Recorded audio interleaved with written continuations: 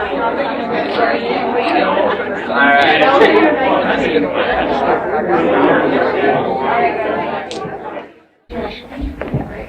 right, hello everyone. My name is Christine Tamburi. I'm the current treasurer and 2019-2020 president-elect of the Nittany Divers SCUBA Club.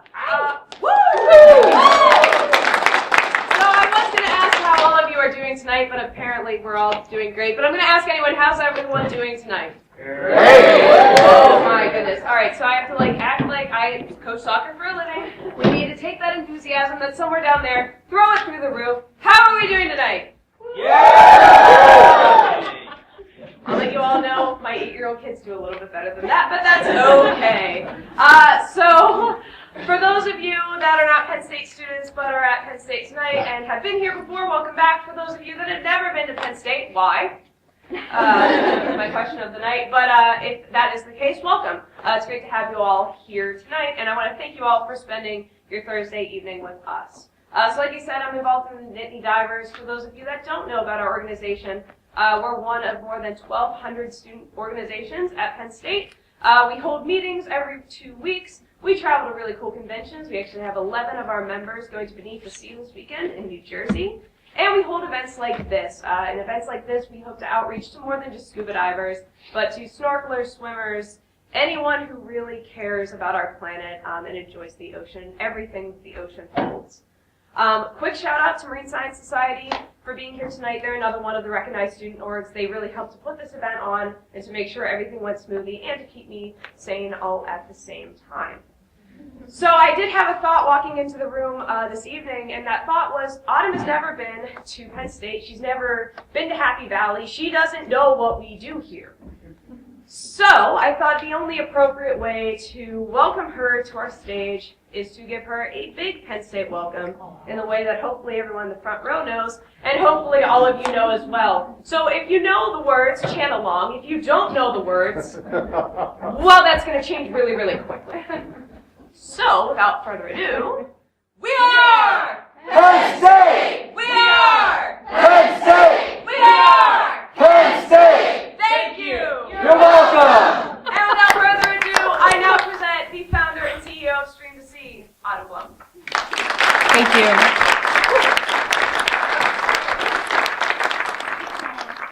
I think I need to hire her. She's amazing, right? Well, thanks everybody. Is this a little too loud? It feels loud in my ear. No, we're good? All right, excellent. Thank you so much for being here tonight, and of course for Nittany Divers Club for inviting me. It's an absolute honor and a pleasure.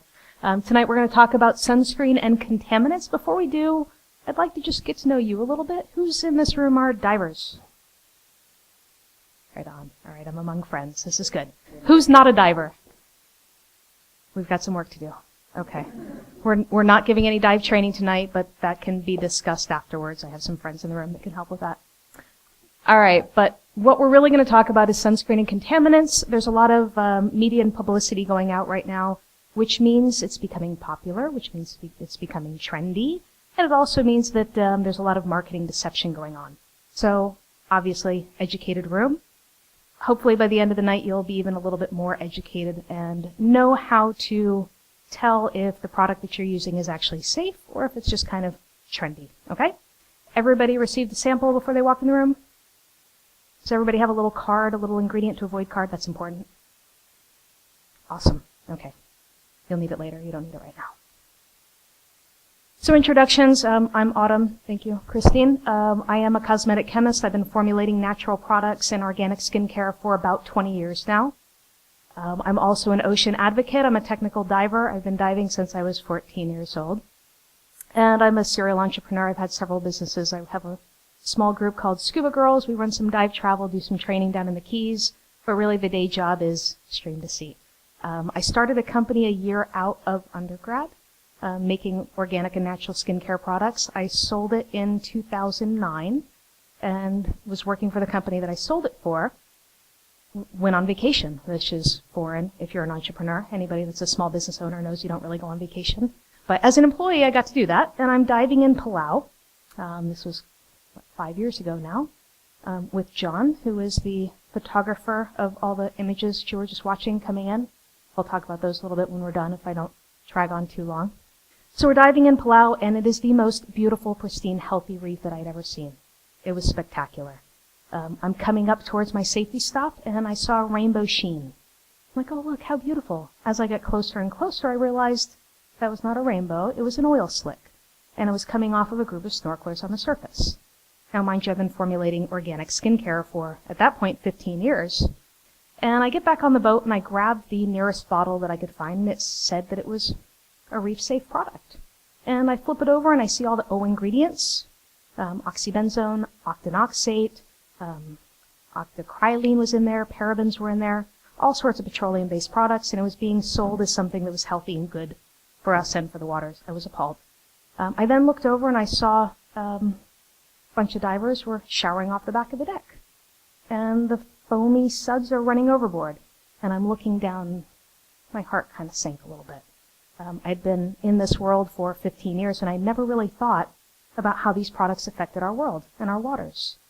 I knew how they affected us, just never really went that step further. Before I left that trip, I knew what I was going to spend the rest of my career doing. And that is this. So I left the day job, started formulating Stream2Sea, spent the next year testing, failing, and then ultimately succeeding. So we'll talk about that a little bit. But our oceans need as much protection as they can possibly get. This is taken in Key Largo. This was a beautiful pillar coral. There's a blight that's traveling along the southeast coast, killing off the pillar coral. Right now, that picture on the right was taken 5 months later. It's rubble now. It breaks my heart. And as everybody in here knows, there's so many things impacting our oceans. I mean, you've got climate change, overpopulation, ocean acidification. Sometimes you just sit there and say, well, what can I do? I mean, it's a little intimidating, right? There are certain things that we can do that cumulatively do add up. Why wouldn't we? I mean, single-use plastics. Bring your own cutlery, right? I mean, there's obviously the straws. That's what's popular right now. But anything that we can do is a step in the right direction. And sunscreen is definitely one of them. And it's really exciting that the governments are starting to agree with us. Palau, Hawaii, Bonaire, Aruba, Key West, that one's really exciting. The Florida Keys, hopefully, and the whole state, I don't know about that one, but the Keys should be next. Palau went a step further. So there's blessings and curses along with what Hawaii's done. Hawaii came along and looked at some of the studies. Oxybenzone and octinoxate, however you want to pronounce it, potato, I say octinoxate, have been proven toxic, so companies out there are taking these two ingredients out of their formulas, replacing them with avobenzone and octocrylene, and slapping a reef-safe label on the front of it. Well, oxybenzone, avobenzone. Any chemistry students in the room? Study organic chemistry? Yeah. Oxybenzone, avobenzone, they're really close. They're really similar, right? It's pretty offensive. So Palau went a step further, and they banned all 13 ingredients that are on the Hereticus Environmental Lab. This is a group that is publishing the studies and really keeping this at the front of the awareness. There's over 200 published studies talking about oxybenzone toxicity for both humans and the reefs, but this is the one that's really getting the most media attention today, right? So they banned all 13 of those ingredients, and I say be like Palau, know your ingredients. Don't just because 2 ingredients are shown toxic doesn't mean that the rest of them are safe, right? This isn't innocent until proven guilty. NOAA, so how much is actually out there? NOAA estimates that up to 14,000 tons enter our coastal reefs every year. That's just ours. And that's from tourism. I actually think that's a little conservative. It's a huge number. But when you think about it, all the thousands and thousands of tourists that are out there that are being told, apply an ounce of sunscreen to your body every 90 minutes, right? And then jump in the ocean, it washes right off. I think it's conservative. And it doesn't take into account the sewage. So I have a lot of people, we're not on the coast here, that will say, you know, I only use safe products when I'm in the ocean. That's awesome. That's a great start. But where does it go when you use it anywhere? I mean, streams all flow to the sea, right? Wastewater treatment facilities cannot filter out these ingredients. They're soluble, and they go right through. If you put a sunscreen containing oxybenzone on your skin, it absorbs into your body. Within 30 minutes, it can be detected in your urine. It goes right down the drain, right? So do these really impact our health and waters? Studies after studies are showing that yes, in fact they do. Oxybenzone, octinoxate, parabens, clear and nano zinc, that one gets a little confusing. We'll talk about that a little bit more. These all have been shown to be very harmful. to not just us, but to the aquatic environment. 62 parts per trillion is the smallest amount that was shown. That's a really hard number to envision. So they say it's equivalent to 1 drop in 6 Olympic-sized swimming pools. So it does not take much, and that's enough to deform the larva to where it cannot reproduce, which means the reefs aren't able to recolonize themselves, and that's what we're seeing out there. These ingredients also bioaccumulate, by the way. So if a creature or a human is exposed to them, you might be exposed to this much, and then later on you're exposed to this much. It all adds up, right? So what does this do to us and various mammals out there? Well, it's toxic to the sperm and the sperm development. How many people are allergic to sunscreen? You know, you say you can't wear it, right? More often than not, it's not sunscreen, it's oxybenzone. It was listed as the allergen of the year in 2014 by the American Dermatological Association. And the same groups are saying that it's really good and apply lots. They're starting to not do that anymore. Testosterone blocker increases feminization, basically endocrine disruptors. They mess with our hormones. Again, detected in the urine 30 minutes after exposure. It's also found in semen, placenta, and breast milk.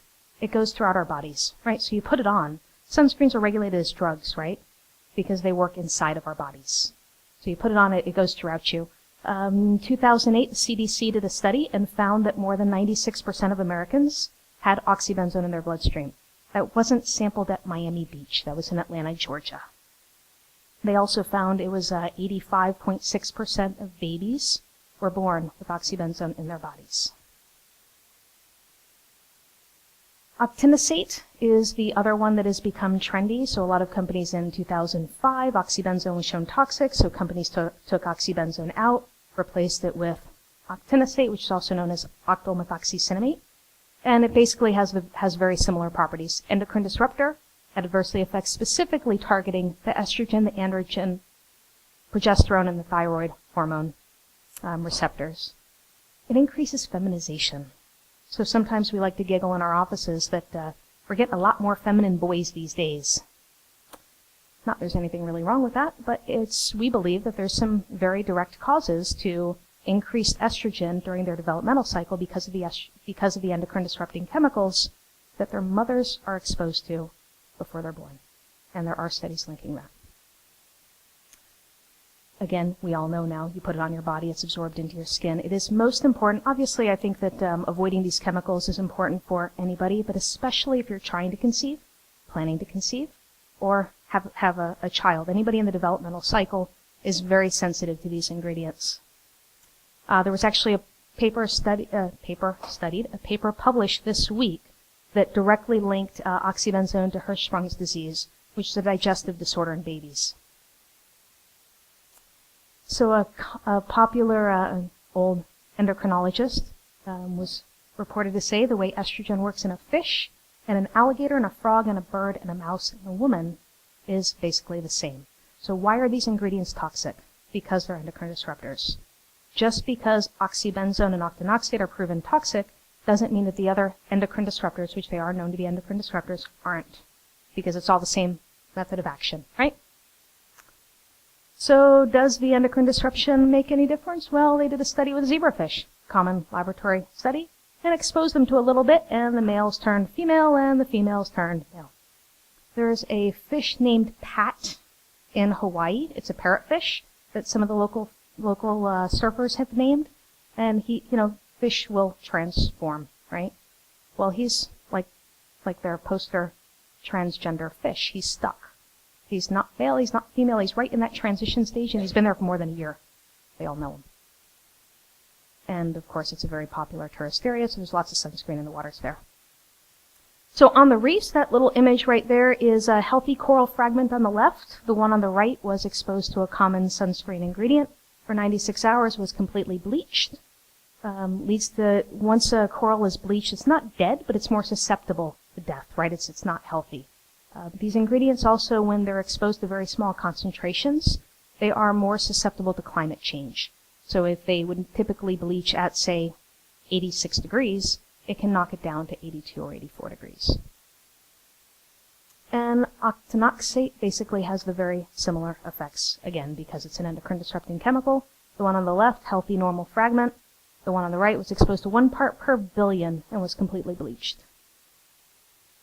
So how much oxybenzone is actually out there? The researchers went out in 2015 and sampled various sites around Hawaii and found over on the left, Hanauma Bay, 4,252 parts per trillion.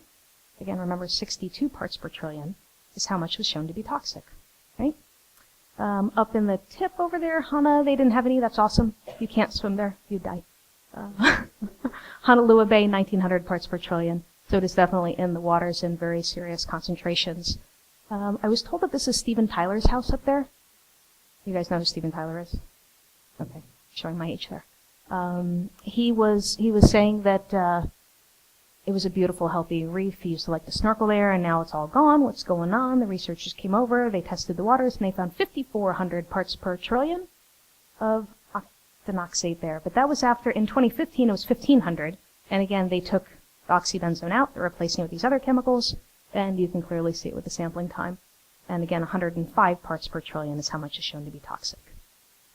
Virgin Islands, Trunk Bay, this is a very popular beach destination.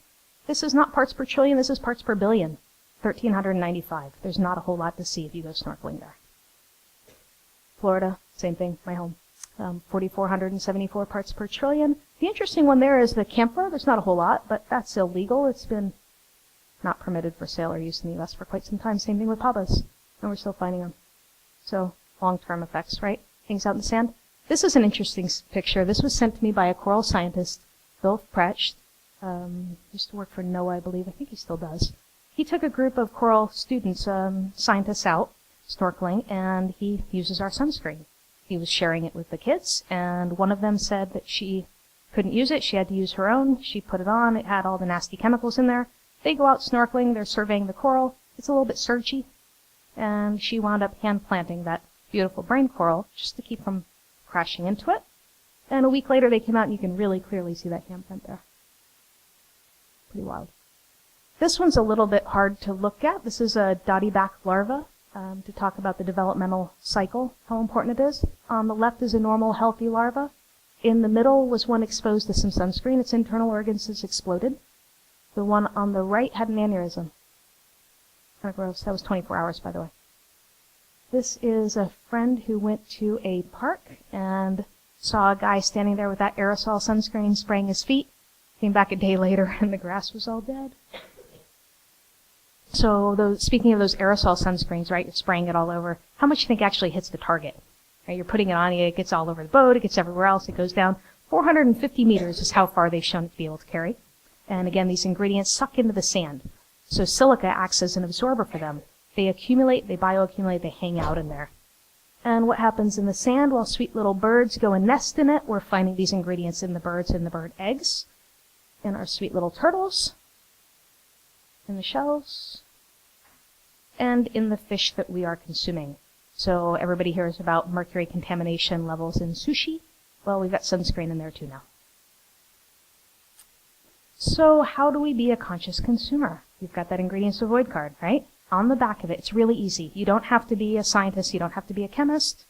And of course, I'd love you to use my stuff, but there's good products out there. It's being a conscious consumer. So you pick a product up off your shelf, go into your bathroom tonight, pick it up, flip it over, look at those ingredients. Especially the beginning ones, the active ingredients. If you're talking about a sunscreen, just take a quick peek. Are they on the right? Do you have anything that says camphor? Is it a benzophenone? Clear and nano zinc. I want to talk about that one for just a second. That's kind of a little controversial in the safe sunscreen world. We all know to look for non-nano. Has everybody heard that terminology? If you want to use a mineral sunscreen, zinc and titanium, you want to look for the words non-nano. Nanoties, basically the way that you can make a sunscreen not pasty is by adding oil to it, so it spreads really easy. Makes you really greasy, makes your mask slip. I don't like it that way, but it's safe, it's good for you. Or you can nanotize, you can make the particles small. Well, clear zinc, what they're doing is they're making the particles really small, and then they're smushing them together. If you look at it under a scanning electron microscope, you see all these little particles smushed together. If you look at the material safety data sheets of these products, of these ingredients, they all say that they're aquatic toxic, yet they're showing up in lots of our products that are saying that they're reef safe. So that's one that's not real trendy, or it's a little controversial for me to talk about, but I talk about it because knowledge is power, right? So it's easy to do. Just read your ingredients is is the gist on that one. So chemical sunscreens versus mineral sunscreens. I'm a chemist. I didn't like the terminology. I fight against it. I say we're all chemicals, right? I mean, everything we breathe, it's all chemistry, it's all chemicals. But the way in the world, everybody talks about chemical versus mineral. What they're really talking about is UV absorbing chemicals or UV reflecting minerals, right? So the UV absorbing chemicals is what we're all used to. It's what we grew up using. It's, like goes on like jargons, like our body lotion. Smear it all over. It's inexpensive. It goes on easy. It smells nice. And it works. You're not going to get sunburn if you use it. You have to apply it 15 to 30 minutes prior to exposure. The reason for that is for those ingredients to soak into the fatty layers of your body, where you can then absorb the UV radiation, and your body filters it out. That's why they're regulated as drugs, right? They work inside our bodies. The mineral sunscreens, go on to the next one. Zinc and titanium, the way that they work is, as long as it's non-nano, it works by creating a reflective barrier, so you should see it. It sits on top of your skin, it reflects the UV radiation away from your body. Then you wash it off when you're done. I like that concept a whole lot better, reflecting as opposed to absorbing. If you're trying to protect your body from the sun, why are you absorbing the radiation into your body? Makes no sense. I don't get it. The mineral sunscreens are also much more stable. The common UV filters, as soon as they're exposed to UV light, they start to break down. The minerals really don't, right? They're much more stable. Some dispersions are clear, but again, you now know if it's clear zinc, chances are really good that it's not going to be safe for the aquatic environment. So mineral sunscreens need to be applied differently. We're all taught apply copiously, apply often, smear it on. You squirt that bottle out, go make that sound, right? Right? Smear it out, rub it on, rub it all over. I've got too much here, honey, I'm going to put some on you. That's what we've all done. Well, with the mineral sunscreens, you have to apply in sections. You take a little bit, pea-size, large pea-size amount, place it in the palm of your hand, smush it together, pat it on, then blend. Do the same thing for your other arm. Blend it in. Same thing for your face. Takes a little bit more effort. But once you put it on, you shouldn't be greasy. You shouldn't be Casper the Friendly Ghost White. You should see it, right? It's not going to burn your eyes because those other ingredients that are the allergens burn the snot out of your eyes. You're underwater divers, right? You all know this. You're underwater and you can't rub your eyes, but you're getting the sunscreen in there. That will not happen with a well-formulated mineral sunscreen. Lots of advantages there.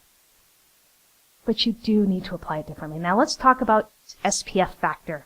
I was asked if we have an SPF 462. No, we do not. We have an SPF 20 and an SPF 30. So everybody is told, it's the American way, right? More is more. If I'm protecting myself from the sun, let's use an SPF 1000. I will look you in the eye and say, even if you are Canadian and haven't been out in the sun for 16 years, an SPF 30, as long as you apply it properly, you're not going to get sunburn, right? So SPF is a factor, it's a protection level of time, not strength.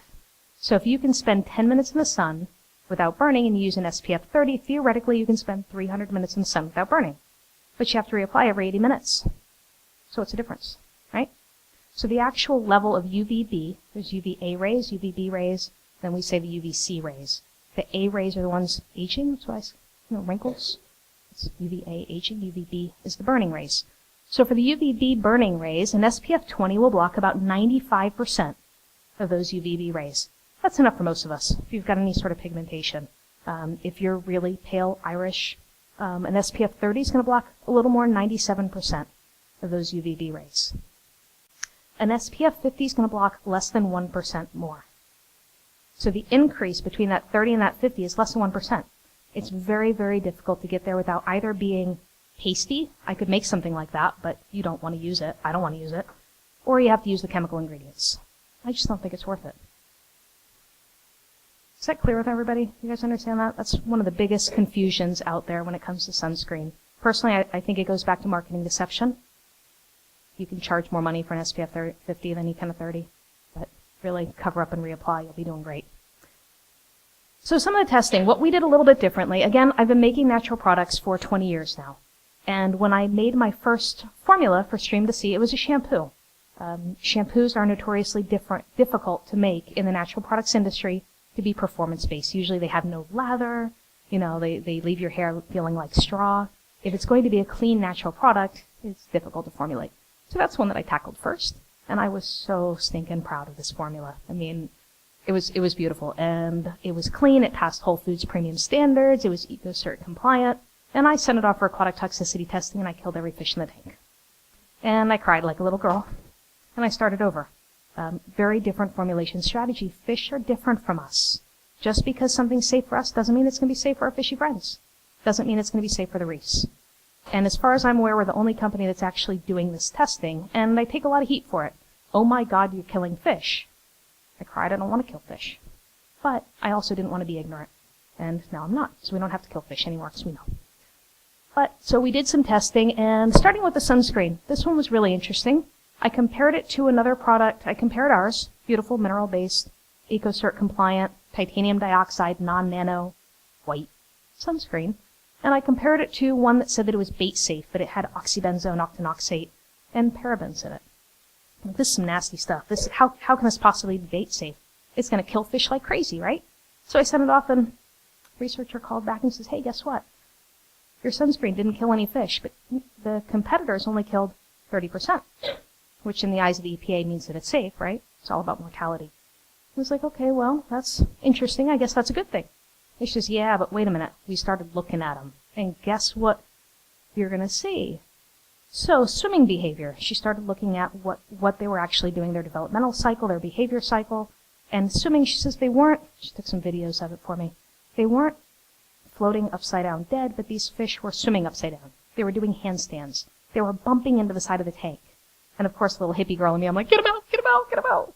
But, so they were not happy fish. And of course ours, they were swimming around, they were normal. You know, it was cloudy water, and they were normal. And then the feeding behavior, same exact thing. Within 24 hours, our fish are feeding fine. The competitors' fish had absolutely no interest in the food there. So they were pretty messed up, and that was a safe formula. In the eyes of the EPA, that is a safe formula. Coral larva testing, same thing. We went out to Tropical Research Station, Summerland, with it was Eckerd College, my alma mater. That's where I went to college. They went out and collected coral larvae, and we did some settlement studies. So the larva, in order for it to reproduce, it needs to settle on the substrate. And what we found is that ours did not significantly affect the settlement of the larva, with lots of sunscreen in there. And of course, the competitor most definitely did. Those coral were not going to reproduce, and if they did, we probably wouldn't want them to, because they would encase themselves in their own skeleton, and it'd be ugly. That's what happens when they're exposed to oxybenzone, by the way. One of the things. So, of course, we have two different sunscreens, and I want you guys to try it, because again, we talked about the application, right? You guys have a mix, right? Some have the white, some have the tinted. And I just want to show you real quick, if you don't mind, open yours up, just so you know how to apply a mineral sunscreen. And I really do like the tinted.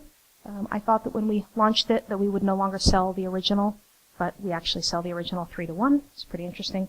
People like to know when to reapply. So if you put it on, you're going out on a boat, you can put it on, go do a couple dives, you come up, and usually you'll find that your mask will have rubbed off a little bit. Right here. Reapply some, you're good to go. Or just reapply. So you just take like a pea-sized amount, rub it on. People like to do this, right? They like to just go like that. Don't do that, just get it, rub it. But I want you to play with it, feel it. It should be non-greasy. And that's how you apply it, though. I mean, just a little bit in a section, and then do the next section.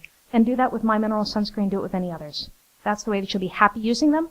And the best sunscreen, of course, is one that you're actually going to use, because we don't want you getting burnt or cancer either. And as I mentioned, the first product that I formulated was a shampoo, and we failed. So it's wonderful that people are talking about sunscreen. I love it. But it's everything that we use at our home. You know, it's our laundry soap, it's our shampoo, it's our conditioner. These things all run to the sea. Be a conscious consumer. Pay attention. Look at it. It's easy. Once you train yourself with different ingredients to look at, you know, you're starting to read the ingredients in your food. If you can't totally pronounce them, look it up. Just because you can't pronounce it doesn't mean that it's bad, right? But it means that you should look at it twice. That's shameless plug. All of our tubes are made from sugarcane resins. Because I didn't want to put it in petroleum-based plastic. I figured that'd be hypocritical. Rash guard. So some of the things that you can do, sunscreen, I make sunscreen, but I don't think you should be out laying out in the sun. I don't think you need to put it all over your body, right? If you're hanging out, you're going paddle boarding, snorkeling, whatever, cover up. You know, use a UPF shirt, wear a hat, hang out in the shade, and then apply sunscreen to your exposed skin. It is important to use. One of the arguments that the chemical lobbyists are using against us out there is, well, we don't want our people to get skin cancer. We don't want them saying, well, sunscreen's bad, so I just won't use it. No, we just want you to make conscious choices, right? Do protect yourself. Do protect your skin. Isn't that a cute little dog? Isn't that adorable? I love that little guy. So some of the really easy things that you can do to help preserve our waters. Every day in our day-to-day life, we can make a difference. Just being a conscious consumer, we can't wait for our government to do it, whether the government bans these ingredients or not. If you're a conscious consumer, teach people. Tell them about it. When they come into your dive center and they're going snorkeling or diving, they're going on a trip, hey, what sunscreen are you bringing with you? What the conditioner that you're using? Read the ingredients. Make sure it's safe. Right? We have big mouths. We can help educate. Take 3 for the Sea. That's one of my favorite initiatives. It's on Instagram, and they're all over the place. Every time you go outside, pick up 3 pieces of garbage. It's a fun little game. You can tag. It's just fun. Good things that we can do. Sustainable seafood. You guys, if you're not vegan, you like sushi. I need to give that up, but I can't. So I use Seafood Watch. It's a great little app, and it'll tell you what's a better choice. So I don't want us to have to be extremists. I mean, if you want to be extreme, I'm going to applaud you. But the majority of us, in order to make a big change in the world, we all need to be able to make a difference. It's another way that we can do it. Spread the word. Let your friends know. Our oceans are essential not just for our recreation, but for our life. This is where our oxygen comes from. This is where a lot of our medicine comes from. It's essential for our atmosphere. It's essential for us. We need to protect it. It needs all the help it can get. Finally, the last thing I want to leave you with is what I originally said about marketing deception. There's no standard, there's no agreed upon terminology for what is reef safe. People are taking out 2 ingredients and saying that it's reef safe. It doesn't exist. You have to be an educated consumer. We've tested and proven. We've tested on freshwater fish, saltwater fish, C. elegans, and coral larvae. I hope more companies choose to do the same. But in the meantime, if you want to buy a product, ask. The consumers are driving the change today. Ask for change because our world deserves it. And I'd love to answer questions for anybody. Thank you. Thank you. Yes, ma'am. I don't use it myself, but a lot of people in my family use tanning lotion. Is there anything being done to help get rid of the toxins in tanning lotion? Sure. So the question was tanning lotions. Are they safe, or are there low toxin tanning lotions? Some of them are horrible. I mean, do not put that on your body, and don't go lay in a tanning booth. Come on. Use a tanning lotion if you want to. If you want to be tan, great. There's DHA. You can buy it in the health food stores. There's safer alternatives, and DHA is one that's been proven to be okay. I don't know how it is in the environment. Don't put it all over your body and go jump in, but it seems to be a pretty good choice. Great question. Thank you. Yes, sir. How quickly do the chemicals end up diluting over time if we're not contributing? So if people stopped wearing all these chemical, dangerous sunscreens, how long would it take for the research to compensate? That's a fantastic question. So he just asked how long it's going to take for the reefs to get rid of these ingredients. Am I understanding that right? So if we stop using oxybenzone, we stop using these harmful chemicals, how quickly will the world heal itself? How quickly will the ocean flush it out? Well, it is bioaccumulating in the soil. So every time that especially in the populated beach areas. So it's on there, the waves are lapping it up, and it's going back out, which is one of the ways that we think that it's staying in the environment. That said, we're really excited to do some studies, the results of some studies that I know that are happening in Hawaii. The ban doesn't take place until 2021. However, the consumer awareness, the concentrations of usage is falling drastically. I mean, the chemical lobbyists are going crazy trying to stop all of this education and stop the progress of these bans because their sales are tanking, which is awesome. It's going to take some time, but I believe that it will heal itself rapidly. The ocean wants to be healthy. Ma'am?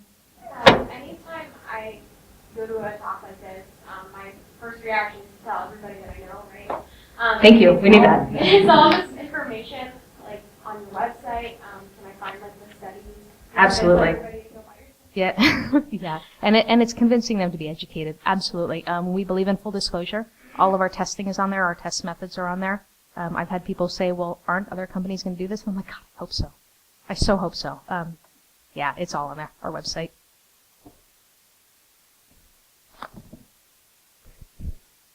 Did I say that there were prizes for great questions? Did I say that?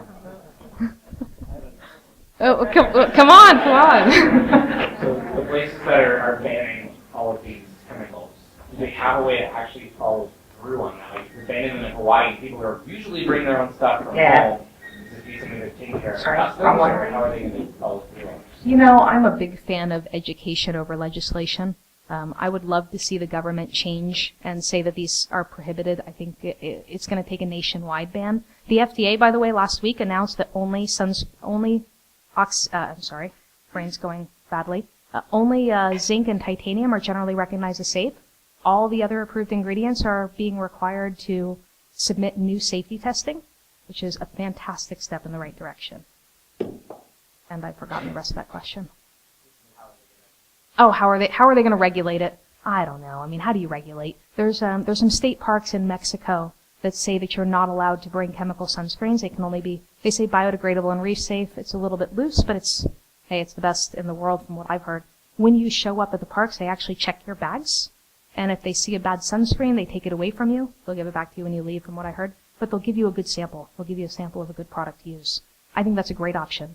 But how do you actually police it? I don't know. I mean, I know when I see somebody next to me that's about to go shh with a big old aerosol thing, I'm like, please don't.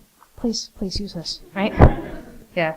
So that's what it is. Dive operators doing the same thing. That's the goal. I've had so many people say, why do you put so much energy into the dive industry? I'm like, we have big mouths. We're educators. We're all trained to be educators. Why? This is a perfect market for change. Yes, ma'am. So, okay, like I work in a pool. I see a lot of parents with their kids, they spray on sunscreen, it's quick, they rub it on, and then maybe not even rub it in, and then send their kid off. How do you go about, like, talking to someone, and it's like I've used this, and it's a slower process, so how do you, like, convince someone to take away the convenience? Yeah, that's the biggest challenge because it does take a little bit more time. Again, the way that you can make a mineral sunscreen spread better is by adding oil. So with our formula, I reduced the amount of oil in there because aesthetically, number one, I didn't want us to break out. I have very sensitive skin, and oil causes a lot of us to break out. And I also didn't want my mask to slip. So really, I made it selfishly for me. But if I wanted to make one for kids, I would probably add 3 times the amount of oil because it would rub in a lot easier, and kids don't have that level of patience, and they don't really break out, right? Have a great night. Thank you for your questions.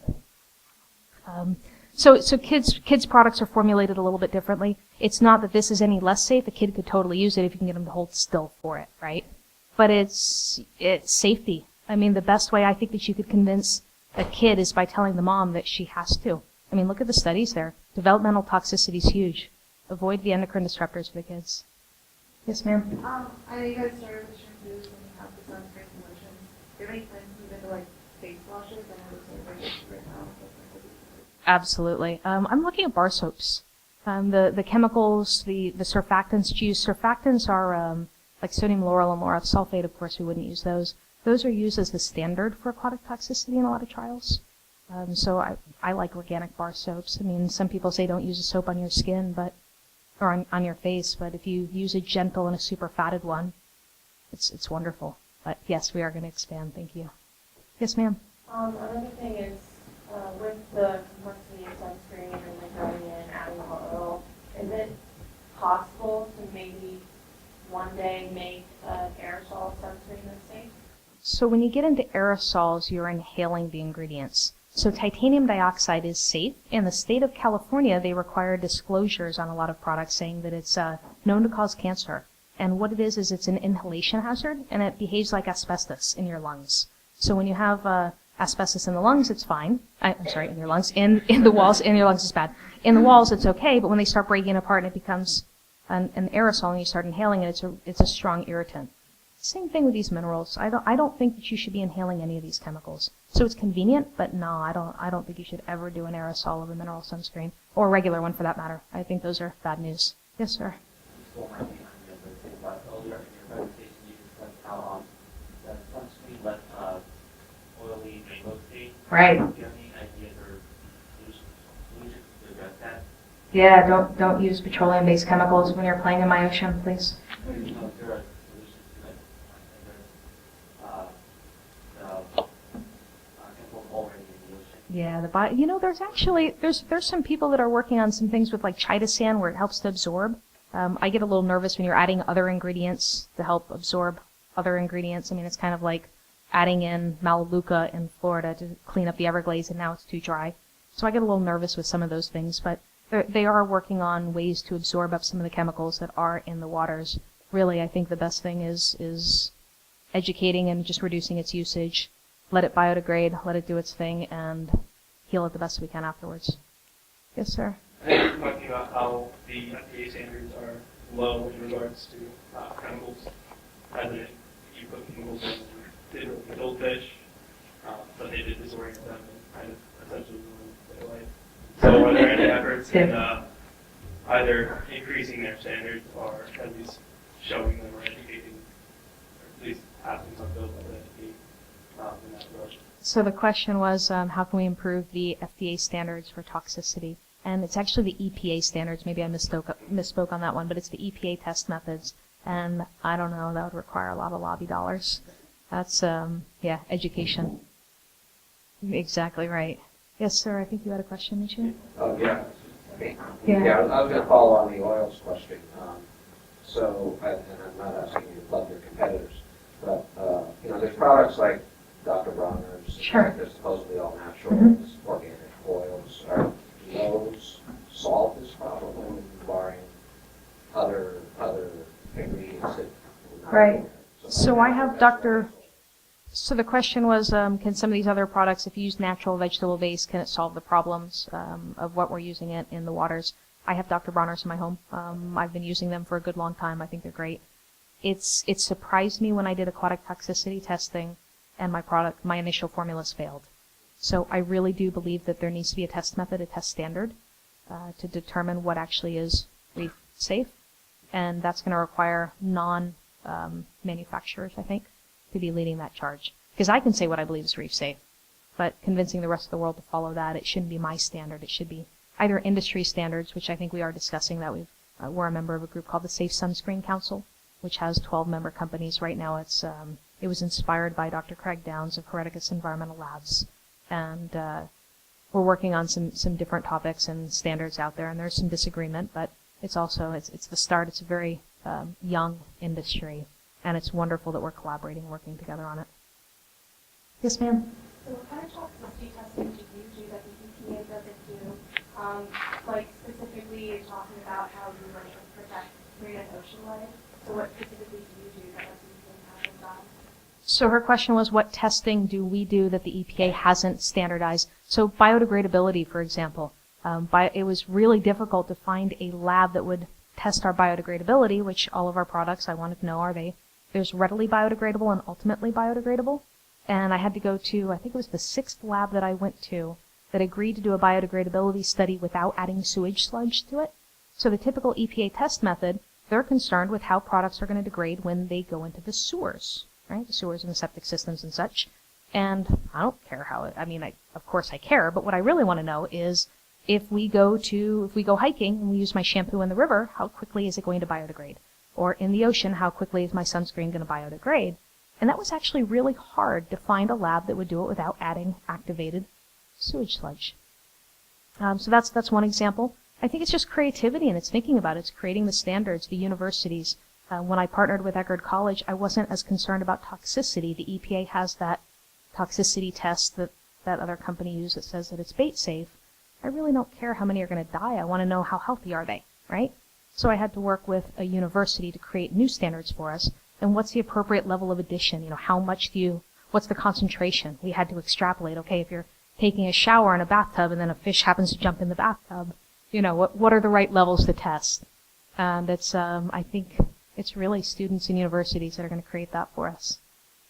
Great question. Thank you. Yes, sir. You. So I know so you were talking about toxic compounds are very harmful, and I know the RMS configurations on catalyst sensors oftentimes one of them is more of the active one and the other one doesn't do what the drug actually does. You're a chemist, aren't you? You're trying to get me. Yeah. So is both of them just as harmful? The configurations, or they were able to change the configuration to be like the S configuration that's inactive to kind of So he's asking the chiral state, which oxybenzone, which state is toxic, and I honestly don't know the answer to that one. We could reach out to Dr. Craig Downs, who did some of the studies on there, and he could probably tell us, but I would imagine that it's whichever one occurs in the lab. None of it occurs in nature, so it's not really like we can say one state is natural and one isn't. It's just whatever is stable is the one that they tested. Wait, it's hard to see it there. Yes, ma'am. So I don't mean to sound stingy about this, but for like college students who have no money, and especially those who burn really easily like me, Right. and have to constantly reapply, probably Sure. like half the bottle in just a day at the beach. What's kind of like the price difference between the safe sunscreen and the kind that you can easily get in bulk at the store that has all the harmful chemicals, and what can you kind of do to buy it easier? And Sure. That's a great question. So we're asking about the economics of using a safe or natural product. You know, like if you buy organic produce, a lot of times it's 3 times higher, right? And some skincare products are 3 times higher as well. When we priced our products and we looked at the marketplace, you know, you've got La Roche, you've got everything on sunscreen for this size product that would retail for $4.99 to $34.99. I mean, the range is huge, and what's the difference? I mean, again, I'm a cosmetic chemist. There's some ingredients that are better and more expensive than others, but I really couldn't justify how could this company be charging $35 or $60 even for this product, that the ingredients really weren't that much more expensive. But what can you do? Well, a mineral sunscreen, first off, one like ours, it's very, very concentrated. The FDA regulates what you say on the back of the bottle. Application instructions, it says apply liberally. God, I'd really rather you not apply it liberally because you're going to look stupid and you're never going to want to use my product again. So it's, yes, apply it all over and reapply often, you know, or apply it to exposed skin and reapply, but you don't want to do a large percentage. You don't want to do a big old glob. You will not go through a third of a tube or half a tube in a weekend at the beach. It's much more concentrated. Healthy ingredients usually go further, and I would say play with it. I mean, it's an investment in your health. Yes, your initial cost is going to be higher. Hopefully you'll use less and you'll be healthier for it. Yes, sir. So what's the best way of disposing of toxic products? Oh, that's a good question. That's a scary one. In Hawaii, they're incinerating them. I recommend hazardous material disposal days. Most communities have like a hazmat day, and literally we did a swap out. We went to a lot of our dive centers 3 years ago and said, if you have sunscreen with oxybenzone or parabens in them, that we'll give you a $1 for $1 trade out, because I wanted them off the shelves. Well, then I sat there with like barrels of the stuff. I'm like, my God, what do you do with it, right? It's a tough one. I mean, what's the right method? I took it to the hazmat center, and what they did with it from there, I probably should know, but I didn't want to know. The best thing is to reduce the consumption of it, I believe. Just phase it out. Yes, ma'am. So just back to your testing fish rolls, I'm interested. Are you using saltwater fishes? We did freshwater fish and saltwater fish. We started with C. elegans, which I didn't know what they were until the Go Toxicology lab told me that we should start with C. elegans because I won't kill as many fish if we do it that way. And as soon as she said because we won't kill as many fish, I'm like, yes, I'm in. So that's what we started with. But yeah, both of them. Thank you. Yes, ma'am. For the oceans and places that already are contaminated with very high parts per trillion and Yeah. million chemicals, how can we protect ourselves if we want to swim in them now? Ooh, okay. So Dr. Craig Downs has said that he will not allow his children to swim in public swimming pools because he went out and he was sampling the pools and said the concentrations were just appalling, and he believes it will actually soak into your body. And yeah, so he won't let that happen. In the oceans, I don't think there's enough, like in Hanama Bay where it's the highest concentration. I don't know. I mean, if you can see the oil slick on the surface, don't do it. Just don't do it. But as long as you've got tidal flow going, I wouldn't, I'm not a fear monger. I wouldn't live in fear. I would just don't put it on your body and try to avoid it. It's a great question. Thank you. Yes, I ma'am. have a question about, you said how they can't, there's not a lot of people that don't have this in their body because it is so common. So does it ever leave the body? So like if you were to Yes. stop using it now and you have a baby in 5 years, Yes. does it transmit or it just kind of cycles out? Yes, they've done tests. There was one that was published in Switzerland, I believe, a couple years back, that showed that they removed these. They had a household of it was a family with 3 kids, and they had dangerously high levels of contaminants in their bodies. They took everything out of their world, and 1 year later, it was basically non-detect for all of them. So yeah, it does come out. I mean, it hangs out a disgustingly long time, but just your body wants to be healthy. Yes, sir. Along the lines of that question, how long does it take to get out of the corals, especially after they have bleaching events? Right. Because I'm imagining they won't reuptake those symbiotic algae until they've gotten rid of these compounds. Right, right. So the question is, how quickly will the coral heal itself? That's kind of the million-dollar question. We're hoping that it'll be fast, and there's been some really good news on that front. Hawaii, which was disgusting in a state of decline, they're saying that it's looking up. They're getting areas of regrowth in areas that they haven't had growth for years. They're seeing, the edges are healing. I think we'll see positive change quickly. But it's everything, right? I mean, sewer systems in the Keys, all the way through. Yes, ma'am? On that, how is the damage usually actually done by, bad comments versus, say, Good night, guys. Thanks for coming. How much damage to the reef do we think came from human activity versus like climate change and ocean acidification? Or I would say for some of these products versus yeah. It's a hard question. I don't know. I think that again, anything that we can do to help to give our reefs a fighting chance, we should do. There's scientists out there that are saying that this argument is diluting the message and it's changing the focus. They don't like it. They say just let people use their sunscreen because we need to be talking about climate change. And I say yes, let's talk about climate change and let's stop people from using toxic sunscreen. Right? How much comes from one? I don't know. Who knows? But if once you're educated, why would you use any better, any different? For you or the reefs, right? Looking up any other? Yes, sir. Are all the ingredients of sunscreen disclosed? They're supposed to be. In your experience, are they? Mostly. Small companies, new companies that I would like to say don't know any better. It's not widely, it is regulated, but it's not widely policed. Sunscreens are regulated as drugs. If you see an active ingredients, if you see a drug facts panel on the back, chances are they're full disclosure. If you don't see that, like a lot of the homemade zinc sunscreens and such, they're not regulated, and I personally believe they're dangerous. Sunscreen's not something to mess around with. I'm all for kitchen chemistry. I'm all for making your own soap at home, making bath bombs, making body lotions, body oils. Do it. It's fun. I am not for making your own sunscreen. I mean, the amount of testing and regulation that goes into it and the challenges, I mean, the spreadability, if you get too much in the bottom and not enough on the top, if it doesn't cool at the proper rate, it's not going to have the even dispersion. That's dangerous. You're going to go out and burn yourself. Thank you. Yes, sir.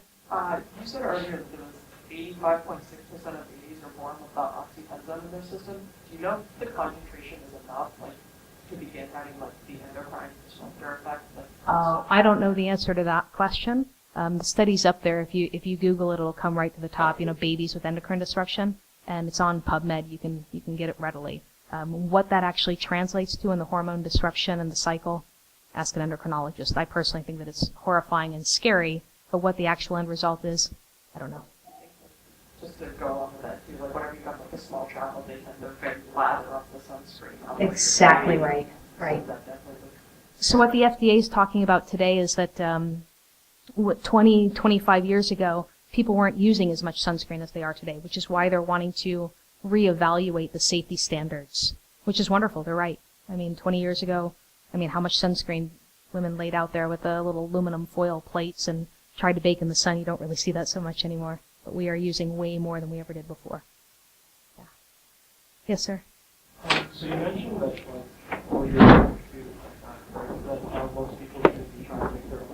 Right. But I know that there are some people, for example, that have the sunscreen.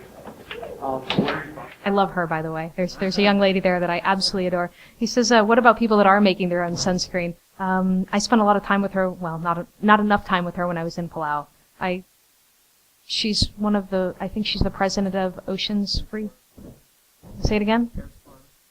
Heirs to Our Oceans, that's it. So how do you make your own? I wouldn't do it. I wouldn't do it. She's put a lot more thought and effort into it than other people. It's not FDA regulated over there. Right. Good night. Yes, ma'am. So you mentioned back on the thing about the oxygen in our bodies. I know you mentioned that it could be found in shorebirds and their eggs, sea turtles. Right. How common is it to be found in animals that may not be at oceans, like maybe deer or other terrestrial animals? So, Could be in their bodies? how likely is the sunscreen chemicals to be in other mammals that aren't sea creatures? I don't think it's very likely. There's other chemicals that they're finding, like in that are in the inland rivers and such. You know, they're finding antibiotics, hormone like pills, birth control pills. They're finding things like that in the inland creatures. But I don't think you're going to find a whole lot of sunscreens. It's just not there. Right. Right. Now, those birds in that area, or those deer in that particular area, I don't think it's been studied, but I wouldn't be surprised if you would find some around there. It's more about what's nesting, right? That's where it seems to be hanging on, not necessarily drinking in the water, because that biodegrades relatively quickly. But like in the sand where they're nesting, it's holding it in. The silica is absorbing it. Any other questions hanging out there? Yes, sir. So, little outside use of your cosmetic chemicals. And I'm wondering, you're saying these chemicals had an effect where corals weren't able to adhere to the substrate and start growing. Right. And I'm wondering if the chemicals in these products are similar to chemicals used in anti-fouling paints that they use in boating. Right, like the zincs that are in the bottoms. Yeah. So I just was wondering if it was a similar chemical process, or if it was just a physical process. You know, I'm not sure on that one. I haven't studied the coatings, but I wouldn't be surprised. A lot of those ingredients, especially if they have phthalates in them, like the BPAs in plastics, have very similar effects. If they're endocrine disrupting chemicals, I would imagine they would affect the DNA of the coral in a very similar way. Any other questions around there? Thank you, guys. This is fantastic. Yes, ma'am. It's more just like a general skincare kind of question, but I often hear some people saying like you should wear SPF on your face every day, and other people saying that that's harmful. Yeah. What is the right thing to do? So, should you wear sunscreen every single day? That's a good debate. That's a good question. I think that if you're using a healthy sunscreen, I think it's great. We've published an image recently on a truck driver that he didn't wear sunscreen, but you could clearly see, like, this half of his face, he's driving, right? This half of his face was, I mean, like, melted. I mean, it literally looked like he was 90 years old. This half, he looked like a 45-year-old man. I mean, it's just freaky. So do I think that it adds up? Yeah. I also believe that a little bit of sun's not going to hurt you. You know, we need our vitamin D, we need our production. I don't think, again, I'm not an extremist. I think that you should have a little bit out there. But if you're hanging out, you're going for walks, you're going playing tennis, yeah, wear your sunscreen. Absolutely. Yes, ma'am. Sorry, the light's just kind of hard to see. So it says everywhere, like the plastic, like the packaged material is Yes. biodegradable. So how would you like recommend that we dispose of actual packaging? Yeah, so the packaging that we use, I wish that we could have a completely plastic-free product. We struggled with that. How do you create a healthy product and then put it in an unhealthy package, right? I hate single-use plastics. I bought these dry bags. I love these things. And the little handles came wrapped in a little plastic thing. And I said, I will never order from you again if you send them in this little plastic bag again. But the tubes that we use sugarcane resins. We import them from Israel because they had a global worldwide patent when we did this. It's a really unique technology they're using the bagasse, the waste of the sugarcane processing. It actually helps to power and fuel their plant too, so it's considered a carbon neutral process. But the tube itself is actually considered a plastic. It's bioplastic. So in all intents and purposes, it is plastic. You have to recycle it. It is not biodegradable. You have to recycle it. And just toss it in the recycling bin. Any other questions there? Yes, sir. Why do you think you're the only company going to such an extent? Because I like to sleep at night. It wasn't my first, thank you. It wasn't, I didn't start it because I needed a job. I didn't start it because, I don't know, I was looking to make $1 gazillion on it. I started it because I love our oceans and I knew that we could do better. So why aren't other companies doing it? I think there's companies that are trying to. The animal testing that is hard. I was one of the original signers of the campaign for Safe Cosmetics back in, I think it was in 2002 when we were developing that. It was in the Natural Products Association, and we're developing the standards. You don't need to test mascara on bunnies to see if it's going to burn their eyes. There's culture tests you can do. You can do cells in a lab, and you can tell if it's going to be inflammatory. You can tell if it's going to hurt the eyes. Or the skin. There's dermal patches. There's no need to torture animals to do these things. There's no studies like that for fish. There's no studies like that for coral. If we have ecotoxicologists and marine biologists, I know we have a group here, those would be wonderful studies to develop. I would love to see some people work on those, especially as this is becoming more trendy. When I started formulating this line 5 years ago, the raw material suppliers, very rarely do they have any aquatic toxicity on their raw materials. So I'm looking at the surfactants. What's the toxicity? Well, not expected to be toxic. Well, I failed, right? Now, 5 years later, because it's trendy, more and more of the raw material suppliers are doing the aquatic toxicity.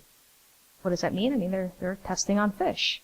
And as much as I don't like the idea of testing on fish, I like the idea of selling a product that is harmful to the fish and believing that it's safe even less. So, smart friends, please work on that for me. Yes, sir. Do I ever get the feeling that it's my company against the world? Sometimes it feels like an uphill battle, but one of the amazing things that I like to say is I don't have customers out there, we have advocates. And every time that I have somebody out there that tries to slam me for something, I have beautiful friends like you that put them in their place before I've even seen it. So no, I don't feel like it's me against the world. I think that it's me and some of my friends helping to educate the world. And hopefully you'll be one of those friends. Yes? I was wondering, does your company offer any internship or research opportunities? So do we have any internship or research opportunities? Yeah, call me. I live in a really rural town in Wauchula, Florida, Central Florida, and we don't have a whole lot of dough, but we've got a lot of great ideas and we need a lot of help. So especially marketing, science communication, how do you tell this stuff to the world? How do you talk about it? We definitely need help with that. Video, communications, technology, definitely. Great question, thank you. I would toss you something, and I will before we're done, but my arm's not so good. Any other questions out there? This was wonderful, friends. Thank you all so very much. One more. Yes, ma'am. It's okay. I'm just wondering, like, as far as Yeah, makeup, okay? Sure. Are there any brands that you recommend or that you know are actually doing things? Yeah, so makeup companies that are doing good in the world, I like Honeybee Gardens. It's a beautiful, sweet little company. You can buy them online. I think they're in Whole Foods. Larinum is a mineral makeup brand also, and they're not overly expensive. And again, going back to the economic side of it, the mineral makeups and a lot of these products, they're a little more expensive than Maybelline and some of those. But usually you'll find, again, you don't need to use quite as much and it'll hold longer. So yeah, there's some really good sweet brands out there doing good in the world. Look at your local health food store. That's a good place to start. All right. So there were some beautiful pictures that were up here earlier. Did you guys see the slideshow when you came in? I had some questions about sharks. You guys mind if I put it back on? If anybody needs to leave, I understand. We've been talking a long time, but I'm going to put the sharks back up. And if anybody has questions about those images, John, who is my partner over here, I get to bring my photographer with me every time we go underwater. Pretty awesome. And he'd be delighted to answer any questions about underwater photography, the health of the reefs around the world, as well as sharks, diving with sharks and taking pictures of large animals. So I'm going to pull that back up. And thank you for your time. I really appreciate it. It was fun.